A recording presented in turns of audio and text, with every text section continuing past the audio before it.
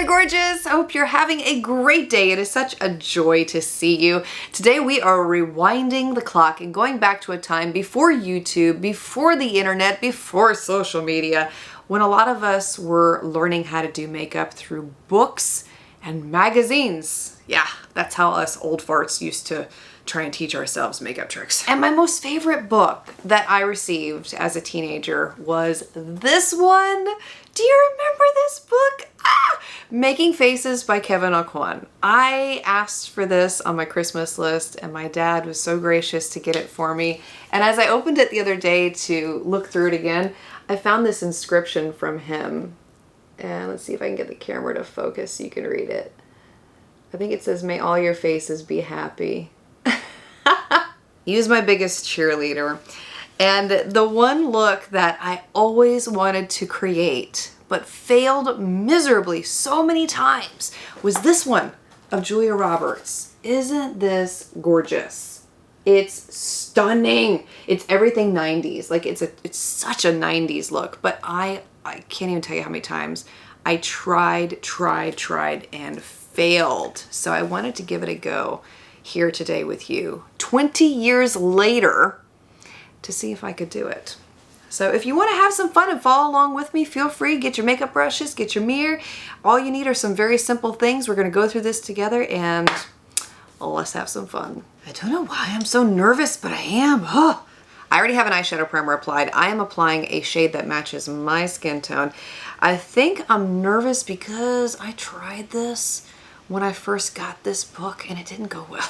It did not go well. But I need to remind myself of the age difference now. Hello, I am 39.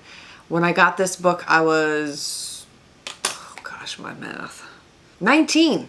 Okay, yeah, 20 years. Okay, 20 years can make a difference, right? All right, let's zoom out a little bit here. So on this page, he says everything that you're going to need. It's a pretty simplistic look when you actually break it down and you read it. So all you really need for this, if you want to follow along with me, I'm gonna zoom you back in here, hello, is a black eyeliner pencil. I'm going to use one from Bare Minerals. This is the one in Onyx. And then he says you're going to need a black powder eyeshadow and a neutral beige powder eyeshadow. So I'm picking up my Viseart neutral matte eyeshadow palette. It's got a black, neutral beige, good to go. Anything like this will work for this look. You don't necessarily need to get this palette. The surprising thing also was he said I need a sponge tip applicator. I had to go back through my eyeshadow palettes to find one, which I did. I normally throw these out, so I was really surprised to even find one. First step to creating this look is to take the black eyeliner pencil and apply it to the upper and lower inner eye area, which to me equates to be the upper waterline and the lower waterline based on the picture he's provided. And then he says, smudge the pencil gently into the lashes. And if you look at the finished look of Julia Roberts there, it's all the way in the inner corner of her eye too. So I'm gonna go all the way in. Then we need to take our sponge tip applicator or shadow brush, your choice, and we blend the pencil into a smoky eye around or a smoky circle around the eye. Okay, so we're going to blend. This is just making my eyes water. All right, you know what? This pencil, not working so well for me. I'm gonna change pencils. I'm gonna leave this in the video because I want you to see. I did not do it. I don't think I did it the right way. So I'm gonna try it again. Okay, I'm taking a different eyeliner pencil. I'm using the LA Girl Shockwave Neon Eyeliner in their black shade. And I'm going to redo this. All right, I'm going to take this sponge tip applicator and I'm going to attempt to start to blend. Oh my gosh, this is not working. This is not working. As much as I want to try Kevyn Aucoin's method, I cannot. I cannot. I have tried twice now to do it with the eyeliner. Each time my eye waters so badly I cannot do it. So we're going to recreate this using only the powder eyeshadow. You gotta make it work for your own unique situation here. I'm gonna let this eye rest, give it a few minutes. We're gonna attempt it on this eye. I am going to apply the eyeliner on the waterline. I'm just not gonna do it as heavy as we did the other eye because I think it just irritated my eye a little bit. Then what I'm gonna do is take the Sigma E30 pencil brush again, and I'm going to use that instead of the sponge tip applicator and the eyeliner pencil. I'm going to use this to slowly, softly smoke out that lash line. All right, we're gonna do this a little bit differently here. I'm going to reverse engineer this. Instead of following the directions as he has them written, which starts from the lash line and works its way out, I'm gonna work my way from the crease in, because that works for me. And I can do that. What I'm going to do is take a small tapered brush. This is the AOA Studio E128. I'm taking a little bit of the black eyeshadow. And I'm going to begin from the outer crease. And I'm going to go directly into the crease because if you look at this look, the eyeshadow hugs her crease pretty closely. It doesn't really go that high into the crease. It more or less stays right smack dab in it. So I'm going to use this brush to define the shape of how the eyes look. All right, now we have the basic shape laid down. I'm taking a fluffier brush. This is from Crown. It's the C511. And I'm taking a very, minute, small amount on the tips of the bristles of that brush. And I'm going to use it to go over what I just applied there and begin to blend this into the outer V and extend it out a little further.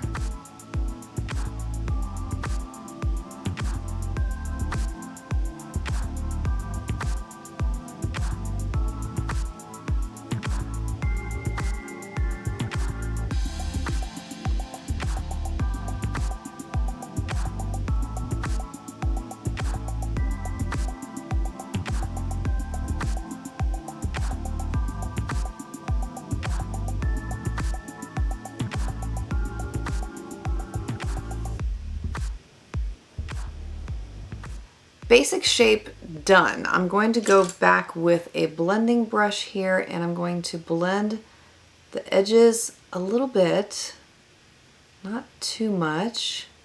And then you know what I'm going to do? I feel like this might make it a little bit easier for me anyway.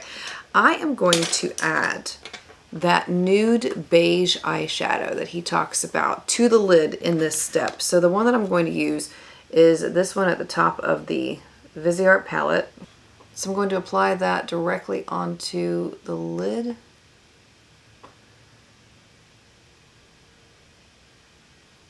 A little bit too light there. I'm going to take the shade directly next to it and layer that over the top. I'm going to go back and blend between the two so there aren't any harsh lines. Then I'm going to work on the lash line. And the way I'm going to do this a little bit differently so I don't make my eyes tear up, I'm going to use the MAC 263 brush and I'm going to line my eyes first with the eyeshadow. Taking a flat shader brush, I'm going to use that to begin to softly blend the edges of where I applied that, because if you look at her eyes, it's not a sharp line, it's a smoky soft line. That's working so much better. You know what it was? I had to lay down the eyeshadow on the lid because what was happening was it was catching my skin so much that it was making my eye tear. So because I put the eyeshadow down on the lid, it made it a much smoother surface for the eyeshadow to glide over, and it did not cause my eye to tear. So yay for solutions. I'm liking this. Okay, this is coming out good. It's finally working. I'm gonna go back and add some of the eyeliner.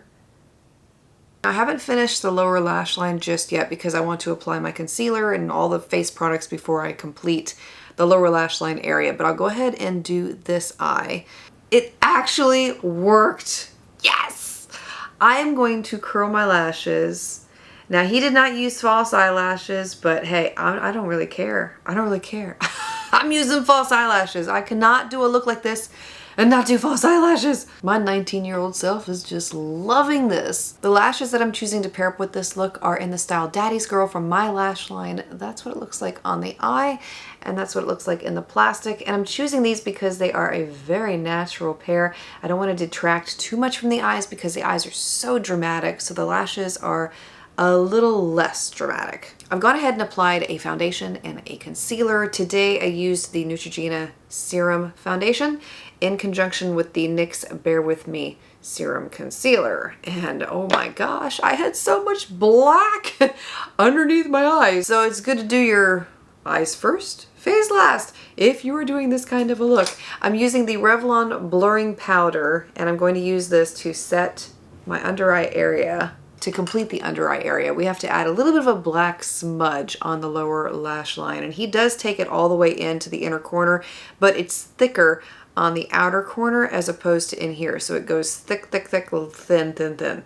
I am not taking much of that black eyeshadow. I'm going to take a very small amount, and I'm going to start right up here at that lower lash line and smudge.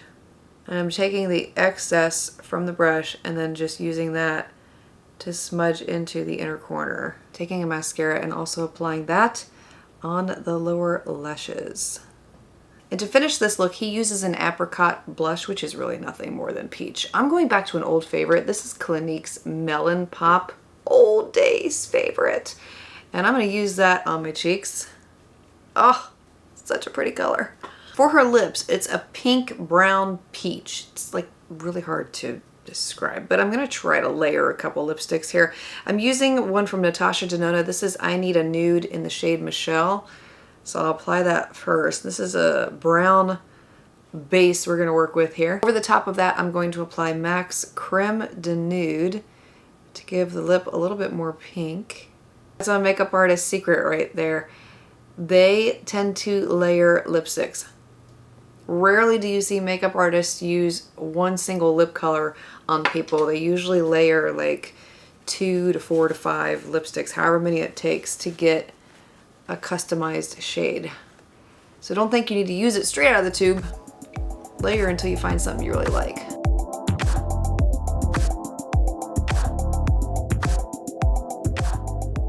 This was a very challenging look to do today, but I feel like the second that I started to trust myself and my own abilities is when I started to really get it.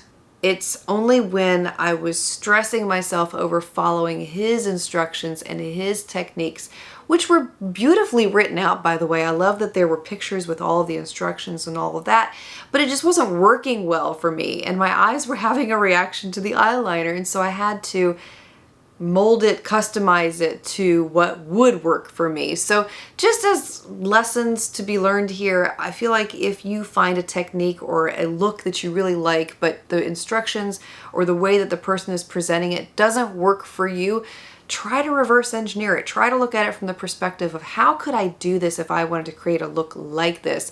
And throw the rule book out the window because, hey, it doesn't exist in the realm of makeup. So I hope that you found this enjoyable today. If you followed along with me, let me know how you did. If you try this look out, let me know your thoughts on it. If you enjoyed today's video, please give it a thumbs up. If you want to hang out with me more in the future, you're always welcome to subscribe. I speak love, peace, and joy into you and into your home, and I look forward to seeing you again next time.